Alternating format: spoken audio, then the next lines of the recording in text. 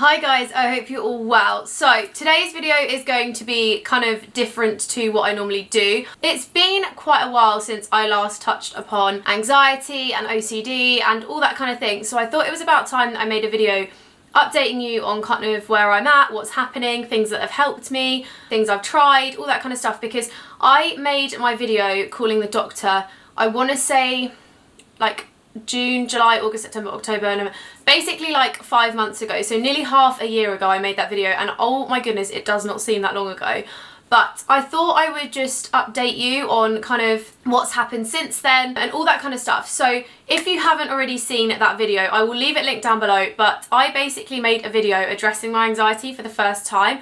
I'd kind of hinted at it before, but I'd never really said openly like, this is how I feel, this is what I'm feeling, this is what I'm thinking, all that kind of thing. So I wanted to be really real and just make that video because I was weekly vlogging and I was being so open about every aspect of my life, but I wasn't really letting you in on the biggest part of my life, which at that time I was completely like overrun with anxiety. But I just wanted to kind of go back to June and talk you through everything that happened kind of since. So back in June is when I made my appointment with the doctor down the road from my house. Never a doctor I'd been to before because I'd only just moved to London, but I made the appointment to speak to them and kind of see what they thought, because I didn't really know what I had that was wrong with me. I'd kind of self-diagnosed off of Google and symptoms and all that kind of thing. So I'd basically come to the conclusion that I had got what I thought at the time was OCD and like relationship OCD, which is basically when you have OCD but it clings to like relationships and it kind of attacks that one thing that you've got, which for me obviously was a relationship because it happened in 2 different relationships in my life, and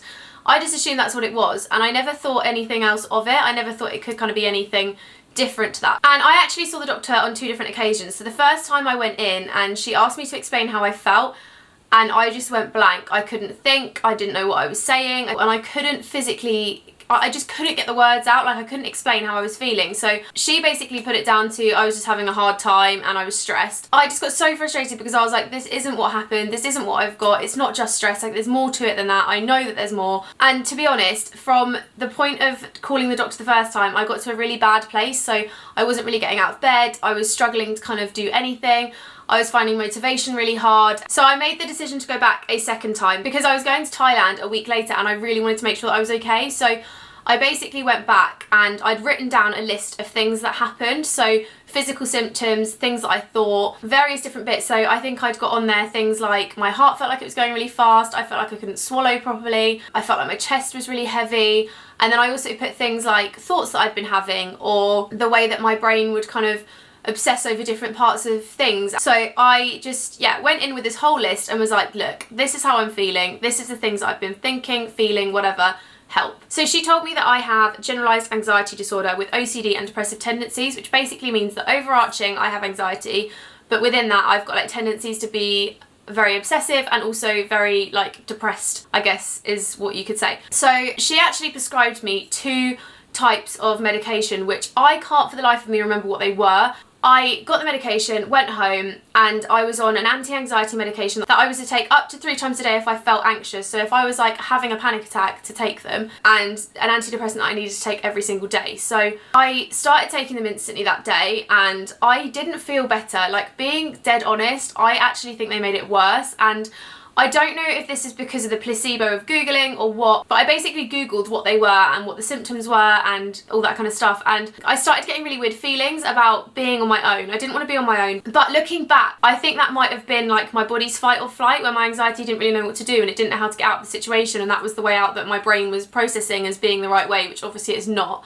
After that, I did a whole host of Googling and realised quite quickly that the medication just wasn't for me, and I decided to come off it. So that was actually while I was in Lisbon. I just kind of decided to cold turkey it, not take it, but I kept it with me just in case I decided that I did want to take it. And I know it's really stupid to play with medications like that, but I'd been taking it for like 4 days at that point, and I'd done loads of Googling, I'd spoken to my doctor, and she said that it was perfectly fine to come off it because my body hadn't yet developed the need for it.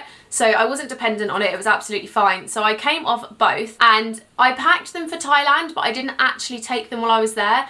And being in Thailand was actually really good for me, I think, because I was in this horrible place and I couldn't get out of it. But I think by forcing myself to go to Thailand, I actually made myself feel better. And then as soon as I got back from Thailand, I made the decision not to go back to the doctors because I thought they weren't really helping me. Maybe I'd try something new and something different. And I'd spoken to a few family members who recommended maybe doing hypnotherapy, because for me, the idea of talking about what had happened in my past and talking about how I felt and opening up all these doors in my mind when I was already so anxious and overthinking just wasn't going to work. I made the decision to go to hypnotherapy. So I called a therapist that was local to me in London, and we had a little chat on the phone, and she kind of said to me that she just wanted to work through some traumas and stuff in my past to kind of bring me back to the present day. So I had in total, I think, 6 sessions with her, and it really helped, if I'm honest. Like, I honestly think that the reason I am so fine now is partly down to that, but partly down to kind of my own doing. So I don't know how every hypnotherapist works, but for me, the hypnotherapy was great because it was me and this woman in a room. We got on really well anyway. Like, we had a really good connection in terms of, like, I felt like I could really open up to her. She was really chatty. We laughed and had, like, just a good conversation, which I think is what you really need when you're really anxious. You need someone who will A, listen to you,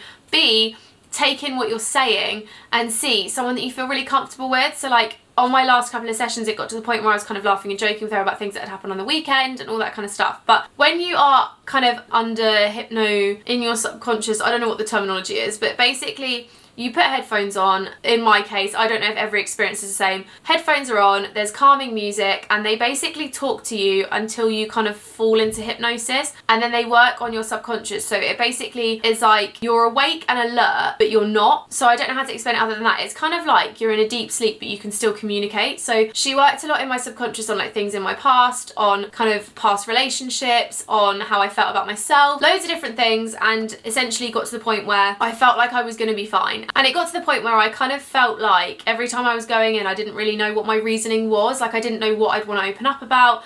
I didn't know how the session would go. So I just made the decision not to go for a while. I actually finished my hypnotherapy in, I want to say, mid to late July, which was, I think, all of about 6 weeks that I did it for. But it was so beneficial. It really, really helped me. And I'm so glad that I did it, because I honestly think if I hadn't have done that hypnotherapy, I don't know where I'd be. And I don't know whether I'd be as okay now. Since then, I have been steadily on the rise. So my therapist actually said to me that a lot of my anxiety is because I am highly intuitive, which I took as being like, I'm really good at knowing when I'm in a bad situation that I maybe don't want to be in. I know when I'm maybe not happy in life and I need to make a change.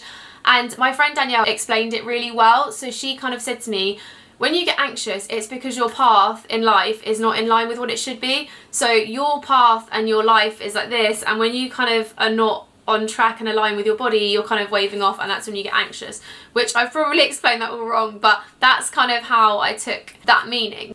If you look at the timeline of kind of when my anxiety was its worst, it was at its worst when I was going through a really bad breakup, and my body just wasn't like, and I just wasn't mentally in a space where I knew how to cope with the anxiety as well as that. So I was kind of trying to deal with all of that and my work and this and everything else, and it just wasn't very easy to kind of keep on top of things. Like, when you're self-employed, you do not have the ability to just go into an office and shut off for the day into a working space. You have to pull yourself out of bed, force yourself to work, and it's really difficult to kind of force yourself to work when you really don't want to. And it's a blessing and a curse, because obviously it means that if I have a really bad day, I can stay in bed, but it also is a bad thing because of that fact. Like, I can't just keep calm, carry on kind of thing. So present day, I am a lot better. I'm not going to say that I know the reason I get anxious, because a lot of the time I don't. I do think social media plays a big part in it. I think that being freelance is one of the hardest things you could ever do, and I think that is kind of not the cause of my anxiety, but one of the causes, which I think a lot of YouTubers and bloggers and people online suffer with, and even people not in social media, like photographers and stuff who also are freelance. I think it is a very difficult way to live. It's an amazing, rewarding, completely like incredible way to live, but it is quite difficult because you never know when the next job is going to be. You never know whether you're going to keep increasing or decreasing or all that kind of stuff, and I know that is a big factor, but I'm actively working on ways to kind of sort that. But yeah, that is basically the update on my anxiety. So it's still very much there. I still have bad days, but for right now it's very under control, and I kind of know what to do to make myself feel better. Like, I know if I need to move or get out of the house or watch something calming or listen to some music or whatever. I just kind of know how to keep it under control now, which is a really good step forward. But if you are someone who suffers with anxiety, I strongly recommend that you talk to someone first and foremost, because the biggest thing that I did that I'm so grateful I did is talk to people. So I instantly let my friends in, I let my family in, and I just talked, because I think if I hadn't have talked, I would have suffered in silence, which I have done for years, and would never have really felt better about myself. When you talk to people, you find coping mechanisms, you find just release of getting it off your chest and all those kind of things. So definitely recommend talking to someone first and foremost. But if you don't feel like you have someone in your life, or you want that person to be me, then feel free to drop me a comment. I'm more than happy to chat to people, and not the quickest at replying, but I will try my best. And I really hope you enjoyed this video. I think I might do another one kind of updating in 6 months time from now and just keep you in the loop. But yeah, for now I feel much better, and I'm over what I feel like was the worst 6 months of my life, but I'm getting through the other end. And obviously being in a new space really helped, because I did move house. Being single has really helped, because I've started to learn to love myself and focus on me and not focus on pleasing everyone else. And yeah, just I hope that it stays gone a little bit more, because anxiety is one of the worst things in the world. But I hope you enjoyed this video, guys, and I'll see you in my next one. Bye!